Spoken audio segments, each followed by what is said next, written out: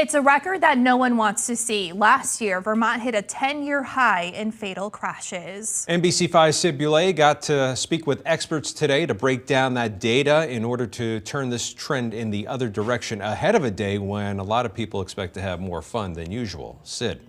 Brian Alice, Vermont's Highway Safety Office tells me that no one died in a car crash in Vermont last year on St. Patrick's Day. But after seeing almost 80 people die in crashes in 2022, they want everyone to do all they can to be safe on the roads.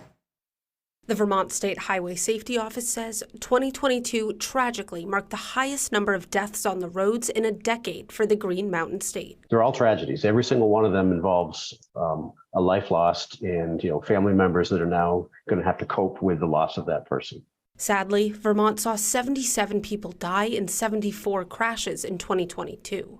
That's 3 more deaths than there were in 2021 and the highest number of fatalities on the roads in 1 year in the state since 2012. The percentage of fatalities unbelted did go up from 2021 to 2022. One of the agency's law enforcement liaisons, Paul White, partially blames the uptick in deaths on increased risky behaviors during the pandemic. He says during that time, police weren't enforcing traffic laws as aggressively as they were before COVID-19. People sort of got into this habit of poor driving behaviors, and now we're paying for that because it's taking a long time and will take a long time to get that behavior back under control.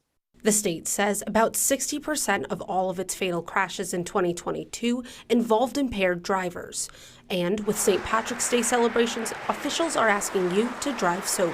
Know before you go out how you're going to get back home, who's going to be the driver, or whether you're going to take an Uber or take a taxi or call a friend. Don't wait until it's time to go home to figure out how you're going to get there. One psychiatrist at UVM says our decision-making skills fall into 3 steps, which can all be impacted. Be aware, process, and then react.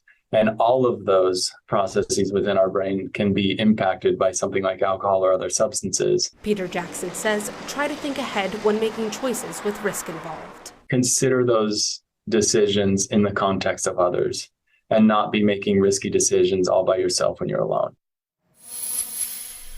Jackson says anyone who decides not to drink on the holiday is not alone. And the state says being a responsible driver partially means to always wear a seatbelt, drive sober, and obey traffic laws. Live in the newsroom, Sid Boulay, NBC5 News.